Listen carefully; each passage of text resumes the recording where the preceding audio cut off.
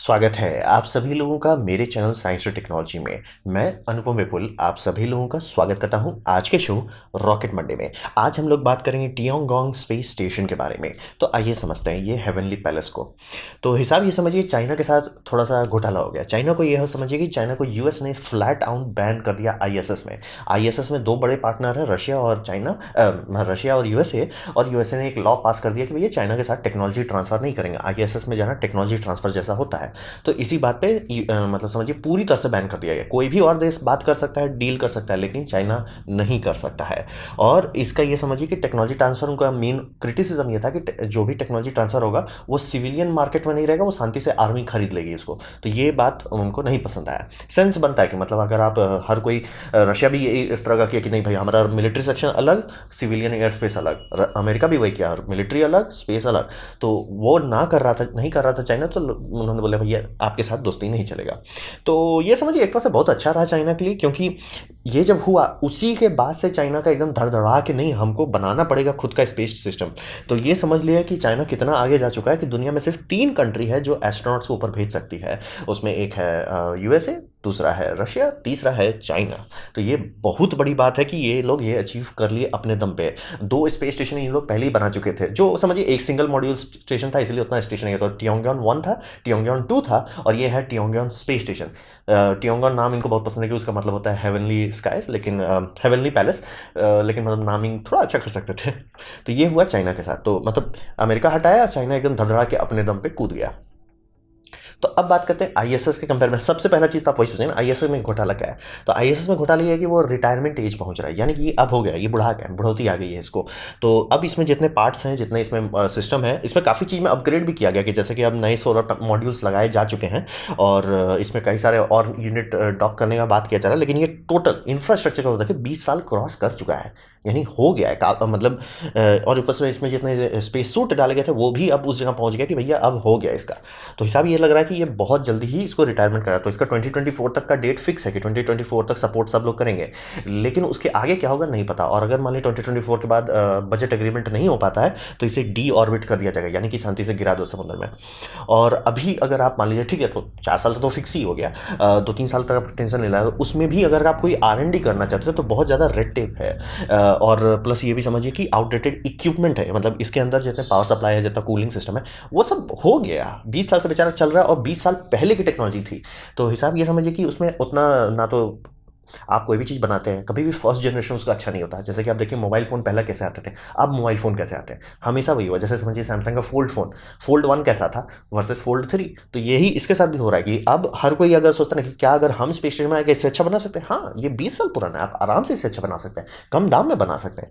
तो हिसाब वही है कि, और जो पॉलिटिक्स है जिस कारण से आपको नासा से भी अप्रूवल लेना पड़ेगा, रॉसकॉस्मोस से भी अप्रूवल लेना पड़ेगा, कनाडा स्पेस एजेंसी भी लेना पड़ेगा, जापानीज स्पेस एजेंसी लेना पड़ेगा, यूरोपियन स्पेस एजेंसी से लेना पड़ेगा। तो ये सब मेजर पार्टनर है। तो कोई भी चीज़ अगर आप करना चाहते हैं आईएसएस में, जैसे मान लिया बोलते हैं मैं ये मशीन डालना चाहता हूँ आईएसएस में, ये सब लोग उसको अप्रूव करेंगे तभी होगा। तो साइड इफेक्ट ये होता है कि बहुत पेपर वर्क हो जाता है। मतलब आप बोलते हैं कि मैं 3D प्रिंटर बनाता हूँ, इसे अंतरिक्ष में टेस्ट करना चाहता हूँ, अमेरिका हाँ बोलेगा, जरूरी नहीं कि तुरंत पहुंच जाए, उसके बाद ये सारे लोग उसको वेरीफाई करेंगे। या उल्टा भी हो सकता है कि जैसे ईसा कुछ भेजना चाहता है और बाकी लोग नहीं चाहते तो वो ब्लॉक हो जाएगा। तो ये समझिए बहुत हचपच हो जाता है। और मतलब अगर कोई ब्लॉक नहीं भी कर रहा है तो भी पेपर वर्क इतना लंबा है कि आराम से 1-2 साल सिर्फ पेपर वर्क अपना समझ के खा जाता है। तो ये एक समस्या बन रहा है कि लोग जो रिसर्च करना चाहते हैं, डेवलपमेंट करना चाहते हैं, उनके लिए भैया इसमें हम समय क्यों बर्बाद करें। तो आईएसएस के साथ ये समस्या एक मार्केट नीड क्रिएट करा है, जहाँ पे आप कम रेड टेप हो, ज़्यादा लेटेस्ट टेक्नोलॉजी हो। तो टियोंगयांग को जो बनाया जा रहा है तो इसमें समझिए 100 किलोवाट का सोलर सिस्टम लगा हुआ है, और 15 ईयर का लाइफ स्पैन एक्सपेक्ट कर रहे हैं ये। तो ये बात आपको थोड़ा सा लगना चाहिए कि चाइनीज स्पेस स्टेशन को उतना नहीं एक्सपेक्ट किया। प्लस अगर आप अपनी रिसेंटली न्यूज़ देखेंगे तो 2 तो सेकंड डी ऑर्बिट हो गया था। तो हिसाब वही समझिए कि चाइना के स्पेस स्टेशन बनेगा, चलेगा भी, लेकिन ये उतना बम बम नहीं होगा जितना स्पेस स्टेशन है। स्पेस स्टेशन अलग लेवल का था, इसे कहा जाता है जेन 4 टेक्नोलॉजी, और जो चाइनीज़ बना रहे हैं वो जेन 3 है। तो मतलब पूछे क्यों जा रहा है, जेन 3 का फायदा था सबसे कॉस्ट इफेक्टिव होता है। मतलब कम बजट में ज़्यादा चीज़ अगर आप करना चाहते हैं जेन 3 बनाइए, और बहुत ज़्यादा चीज़ आप करना चाहते हैं जो जेन 4 चाहिए, और जेन 4 कोई अभी इसलिए नहीं बना सकता, स्पेस शटल किसी के पास नहीं है। मतलब यानी इसका जो ट्रस्ट स्ट्रक्चर था, वो ट्रस्ट स्ट्रक्चर ही मेन इसका जान था कि ट्रस्ट के आसपास सब चीज़ बनाया गया था। तो ट्रस्ट जितना बड़ा स्ट्रक्चर अभी ले जाना पॉसिबल नहीं है। तो हिसाब ये है कि ये लोग 100 किलोवाट का सोलर पैनल, बोले भाई तो छोटा है तो 100 कैसे बना ले रहा है, ये भी बड़ा वाला भी 100 किलो वाट दे रहा है, तो ये छोटा वाला कैसे 100 किलो वाट कर ले रहा है। हिसाब वही है कि नया सोलर सेल का डेवलपमेंट हो चुका है, गैलियम बेस्ड सोलर सेल ये लोग इस्तेमाल कर रहे हैं, इसीलिए काफ़ी ज़्यादा एनर्जी दे सकते हैं। और एक चीज़ ये लोग नया लॉन्च कर चुके हैं जो है हॉल इफेक्ट थ्रस्टर। जैसे कि अगर आप लूनर गेटवे का देखते हो तो लूनर गेटवे में ट्रायल किया जाना था, मतलब होगा, किया जाएगा आयन थ्रस्टर्स का, ये लोग ऑलरेडी इसमें लगा चुके हैं। यानी कि इनका हिसाब ये है कि इसमें केमिकल बूस्टर्स है जो इसको मतलब ये समझिए डी ऑर्बिट होने से बचाता रहेगा, इसको समझिए फिर से वेलोसिटी बूस्ट देगा ताकि एटमॉस्फेयर का ड्रैग कैंसिल किया जा सके। तो अगर इंटरनेशनल स्पेस स्टेशन का बात करें तो उसको लगभग 7 टन फ्यूल ये हर साल बस फ्री का खाता है, सिर्फ अपना और स्टेशन कीपिंग के लिए। तो इसमें उससे बहुत कम होना चाहिए। और ये आयरन थ्रस्टर फर्स्ट जनरेशन है, तो देखिए कि वो चलाने के बाद कैसा वो मतलब कितना पुश दे पाता है। तो काफ़ी ज़्यादा सोलर एनर्जी इसीलिए है कि मतलब इतना छोटा इसको ज़रूरत नहीं है, लेकिन वो हॉल थ्रस्टर्स काफ़ी एनर्जी खाएगा, तभी जाके वो ठीक से काम कर पाएगा। तो हॉल थ्रस्टर्स है, और मान लीजिए जब उनको इमरजेंसी बूस्ट करना है या इमरजेंसी इधर उधर कुछ करना है तो नॉर्मल रॉकेट्स हैं उसके लिए। और 100 टन इसका टोटल वेट के आसपास होगा। आईएसएस का अराउंड 400 टन के आसपास जाता है। और इसमें प्रेशराइज्ड वॉल्यूम यानी कि कितना जगह आप मतलब बिना स्पेस सूट कर रह सकते हैं, वो 100 क्यूबिक मीटर के आसपास है, जो कि मतलब समझिए एक बड़ा स्कूल बस जितना, समझिए बोइंग का प्लेन अगर आप समझते हैं, बोइंग का जंबो जेट भी नहीं, मतलब नॉर्मल एयरबस सीरीज के जो आ गए उसके अंदर जितना जगह है उतना ही जगह इसके अंदर आपको मिल जाएगा। और इसका डिज़ाइन समझिए मियर 1986 में जो लॉन्च किया गया था उससे ज़्यादा मिलता है, ना कि स्पेस स्टेशन से। और इनका हिसाब ये है कि सिर्फ इनको 4 ही मॉड्यूल भेजना है, एक मॉड्यूल ऑलरेडी भेज चुके हैं और उसमें एस्ट्रोनॉट जा चुके हैं, तो स्टेशन एक्टिव हो गया है। और इनका टारगेट है 2024 से पहले आराम से फिनिश कर दिया जाए, यानी कि जितने भी मॉड्यूल लगाने हैं लगा दिया जाए और ये कंप्लीट हो जाएगा। तो वही समझिए जितने मॉड्यूल्स लगाने हैं वो हो जाना है, और ये टी शेप में दिखेगा अगर ऊपर से आप देखते हैं तो। तो अब बात करते हैं इसका मिशन क्या है। तो मिशन ये समझिए ये लोग डायरेक्टली कोशिश कर रहे हैं, चाइना पूरी तरह से कोशिश कर रहा है कि इंटरनेशनल पार्टनर मिल सकें इसे, चाहे वो रशिया हो चाहे वो यूरोपियन यूनियन हो, जो भी हो, क्योंकि यूरोपियन यूनियन भी खुद कह रहा है कि हम ज्वाइन करना चाहते हैं, और रशिया तो इनके साथ मिलकर डायरेक्टली काम करने की कोशिश कर रहे हैं कि मून पे जा सकें। तो इनको ये खुद भी चाहते हैं और बाकी लोग भी चाह रहे हैं कि कोऑपरेशन रहे, जैसे कि आईएसएस में काफ़ी सारे देशों का कोऑपरेशन है और उसमें सिर्फ यूएसए रोक के रखा हुआ है चाइना को। यहाँ पे वैसा वो करना चाहते हैं कि भैया सब लोग आ जाओ, और एक बार ये करेंगे कि हम यूएसए को नहीं आते, या as a show of good faith ये कर सकते हैं कि नहीं यूएसए आ सकता है हमारे पास, तो वो किया जाएगा। ये इनका मतलब एम है, फाइनल एम, की इंटरनेशनल कोलैबोरेशन। और दूसरा ये ऑफर क्या करेंगे दुनिया को, मतलब दुनिया को ये क्या देंगे, दुनिया को देंगे लो रेड टेप, यानी कि सिर्फ चाइनीज गवर्नमेंट बाईपास मतलब अप्रूव करता है प्रोजेक्ट, आपका प्रोजेक्ट स्पेस में पहुंच जाता है, आप टेस्टिंग करते रहिए। क्योंकि हिसाब ये समझिए कि अभी दुनिया में सिर्फ एक स्पेस स्टेशन है आईएसएस, जहाँ पे अगर आप कोई भी चीज़ को जीरो ग्रेविटी में टेस्ट करना चाहते हैं या माइक्रो ग्रेविटी में टेस्ट करना चाहते हैं तो घूम फिर के आपको वहीं जाना है, और कोई ऑप्शन ही नहीं है। तो ये चाइना वही करना चाह रहा है कि आपका ऑप्शन जो है हम फटाफट भेजेंगे, मतलब आपको पेपर वर्क में 6 महीने नहीं बिताना पड़ेगा, हम आपको तुरंत भेज देंगे। तो इससे काफ़ी लोगों के लिए जो लोग तुरंत तुरंत इटरेट करना चाहते हैं उनको यही पसंद आएगा। और इसमें एक तो नया इन्होंने सिस्टम लगा रहे हैं, एक नया स्पेस टेलीस्कोप है जूम इन करके। ये स्पेस टेलीस्कोप समझिए हबल टेलीस्कोप जैसा ही है, ऑब्वियसली बेटर, मतलब ऑप्टिकल कैपेसिटी ज़्यादा बेटर नहीं है लेकिन इंस्ट्रूमेंट सब बहुत बेटर है। और ये वाइड फील्ड है, मतलब हबल नैरो फील्ड था, ये वाइड फील्ड, ये वाइड एंगल लेंस टाइप समझ लीजिए है। और ये एकदम जिस ऑर्बिट पे स्पेस स्टेशन है उसी ऑर्बिट पे ये रहेगा। तो ऐसा क्यों किया जा रहा है ये मुझे अब तक समझ नहीं आया कि इसके साथ हबल के साथ क्यों नहीं किया गया था। इसका ये करने से फ़ायदा होता है कि ये जब भी इसको मेंटेनेंस या अपग्रेड करने की ज़रूरत पड़ेगी स्टेशन इससे डॉक कर सकता है, क्योंकि दोनों सेम ऑर्बिटल प्लेन में, मतलब समझिए एक आगे चल रहा है एक पीछे चल रहा है, एकदम सेम है। तो ये जाके डॉक कर लेंगे और डॉक करके ये इसमें मतलब एस्ट्रोनॉट्स आराम से इस पर रिपेयर कर सकते हैं, जो कि हबल के साथ किया जाता है। तो हबल के साथ प्रॉब्लम ये था कि चूंकि उसका ऑर्बिट अलग था तो स्पेस शटल चाहिए था उसको रिपेयर करने के लिए, और कोई चीज़ उसके पास नहीं जा सकता। आईएसएस से वो डॉक नहीं कर सकता, उसका ऑर्बिटल प्लेन अलग है, इसमें साथ वैसा नहीं कर रहे हैं। तो ऐसा क्यों किया जा रहा है, ऐसा इसलिए किया जा रहा है कि अगर आप कोई इक्विपमेंट बना देते इतना बड़ा डाल देते हैं, आप इसका हार्डवेयर अपग्रेड कर करके बहुत साल तक इसका मतलब पुश कर सकते हैं इसको। हबल के साथ ऐसा किया गया, लेकिन प्रॉब्लम था हबल का कमजोरी था स्पेस शटल गया, हबल लटक गया। इसके साथ वैसा नहीं होगा कि जो भी चीज़ स्पेस स्टेशन के साथ डॉक कर सकता है वो इसके साथ करेगा। और प्लस स्पेस स्टेशन में ज़्यादा एस्ट्रोनॉट्स रहेंगे, 3-4 एस्ट्रोनॉट रहेंगे, ज़्यादा बड़ा बड़ा इक्विपमेंट रहेगा, रोबोटिक आर्म्स रहेंगे, काफ़ी अच्छे तरीके से इसको मतलब मेंटेन किया जा सकेगा। और तो आप बोलेंगे अच्छा तो हमेशा अटैच करके क्यों नहीं रख रहे हैं, बात यह है कि स्पेस स्टेशन जो है इसमें बहुत सारा इक्विपमेंट है और इस इंसान है जो चल रहे हैं, यानी कि वाइब्रेशंस बहुत होता है इसमें। तो वो सब वाइब्रेशन आपका टेलीस्कोप में ट्रांसफर होगा, टेलीस्कोप की बैंड बजेगी और इमेज क्वालिटी खराब हो जाएगा। तो दोनों डिटैच रखेंगे। और जब रिपेयर करना तो आप रिपेयर ही तो कर रहे हो, उस टाइम तो हिलेगा डोलेगा है ही, तो इसे डॉक कर दिया जाएगा। तो ये आइडिया मुझे बहुत अच्छा लगा कि इसे एक सस्ते बजट में अच्छा सा टेलीस्कोप डाले जिसे बहुत लंबे टाइम तक अपग्रेड कर सकते हैं। तो ये बहुत अच्छा लगा मुझे, ये आइडिया इनका टेलीस्कोप वाला।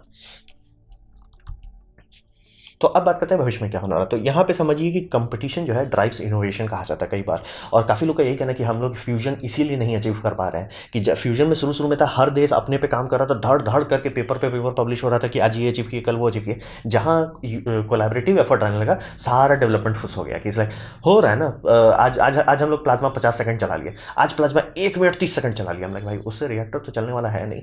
तो हिसाब वही समझिए कि हम इनोवेशन रुक जाता है जब अगर कंपटीशन पता जाता है। अब कंपटीशन दोबारा आ गया है, तो हिसाब ये समझिए कि काफ़ी लोग यूट्यूब वीडियो बना रहे हैं, काफ़ी मतलब न्यूज़ चैनल बात कर रहे हैं कि इज यूएसए लेफ्ट बिहाइंड। हिसाब ये समझिए यूएसए के जो पूर्वज थे, यानी जिन्होंने अपोलो मिशन किया था, वो इतना आगे रख के चले गए थे यूएसए को, यूएसए का 2 जनरेशन भी झक मारेगा तो भी वो आगे ही रहेंगे, वो बहुत ज़्यादा आगे भेज दिया गया था। तो हिसाब ये समझिए कि आईएसएस रिटायर हो रहा है, ये बात एकदम 100% सही है, लेकिन एक्सॉन स्पेस का ऑलरेडी कॉन्ट्रैक्ट दिया जा चुका है, ऑलरेडी कंस्ट्रक्शन चल रहा है, यानी कि स्पेस स्टेशन का रिप्लेसमेंट काम पे है, टेंशन लेनी बात नहीं। और ये 2024 में इसका कंस्ट्रक्शन चालू हो जाएगा। तो एक चालू भी नहीं है, ऐसा नहीं है कि ये करेंगे, फटाफट हो ही जाएगा, इनको टेंशन नहीं है, और ये 2026 तक आराम से किया जा सकता है। तो और ये तो एक स्टेशन हो गया, अगर वो लोग लूनर गेटवे बनाते हैं तो वो दूसरा स्टेशन हो जाएगा, समझ रहे हैं? 2 स्पेस स्टेशन के चाइना के, हमारे पास एक स्टेशन है, यूएसए बोलेगा भाई हमारे पास 2 स्टेशन है, 2 अलग अलग जगह पे है भाई, एक तो लोअर ऑर्बिट पे संभालने के लिए है और एक तो मून पे संभालने के लिए, बताओ। तो वो समझ लिए कि यूएसए कोई ऐसा बच्चों खेलने का चीज़ नहीं, वो सोवियत यूनियन से लड़के बच गया। तो समझ लीजिए कि उसको हराना उतना आसान नहीं है। और प्लस फिर एंड में आता है कि इंसान के साथ अगर आप डील कर रहे हैं तो आपका कैप्सूल कितना है, कितने चीज़ हैं जो आपका आदमी को अंतरिक्ष में ले जा सकता है। यूएसए इसमें बहुत बड़ा गलती किया था स्पेस शटल बना के। अगर वो लोग अपना सैटर्न प्रोजेक्ट को जिंदा रखते तब तो अभी तो गर्दे उड़ा देते, लेकिन सैटर्न बंद किया गया, फिर शटल खराब निकल गया तो शटल लटक गया। अब वो उस गलती से सीखे, अब है इनके पास तीन सिस्टम है, यानी कि ओरायन कैप्सूल है जो ह्यूमन को ले जा सकता है एसएलएस के ऊपर।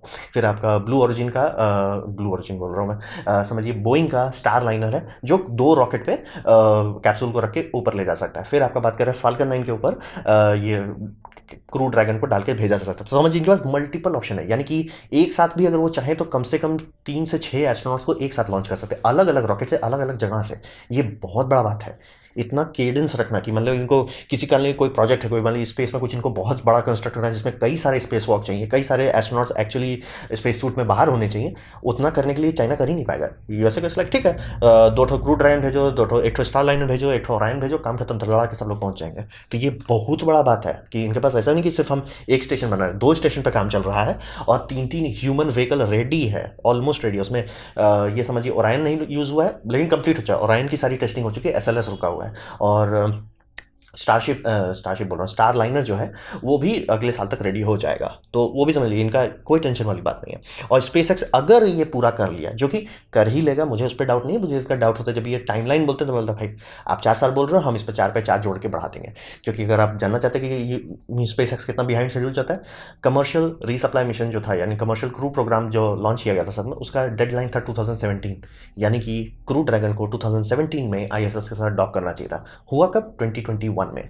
तो टाइम तो लगेगा, उसमें आप टेंशन मत लीजिए, ये टाइम बहुत खाएगा बनने में, ह्यूमन रेटिंग होने में तबाह के टाइम खाएगा। लेकिन अगर ये सब वो पहुंच गया, दी एंड, बाकी सब स्पेस एजेंसी अरे चलो हटो, बड़ा है 100 टन का स्पेस स्टेशन बना है, हमारा एक रॉकेट तो 100 टन ले जाता है, क्या क्या क्या यही स्पेस स्टेशन है, आओ और रिफ्यूल कर देंगे, तो ये तो 100 टन सीधे कहीं और ले जाएंगे। तो टेंशन लेने वाली बात नहीं है, क्योंकि स्पेस एक्स स्टारशिप बना लेता है तो लीप फ्रॉक कर देगा, मतलब आप 3G 4G पे भी।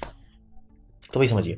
और इसका टोटल इफेक्ट क्या पड़ रहा है? टोटल इफेक्ट कर रहा है स्पेस रेस अब गर्म हो गया, क्योंकि यूएसए काफ़ी टाइम तक ठंडा पड़ गया था, इसलिए कोई टेंशन, ठंडा पड़ गया था। स्पेस शटल गया, उसके बाद भी मतलब पॉलिटिकल उतना आगे नहीं था, तो रशिया को पैसा देके भेज रहे थे, इसलिए क्या ठीक है ठंडा रखो, क्या टेंशन है। लेकिन अब जो चाइना कर रहा है, और चाइना को ये लोग रोके थे, इसलिए अरे तुम हमको दिखाने आएगा, हम दिखाते हैं तुमको।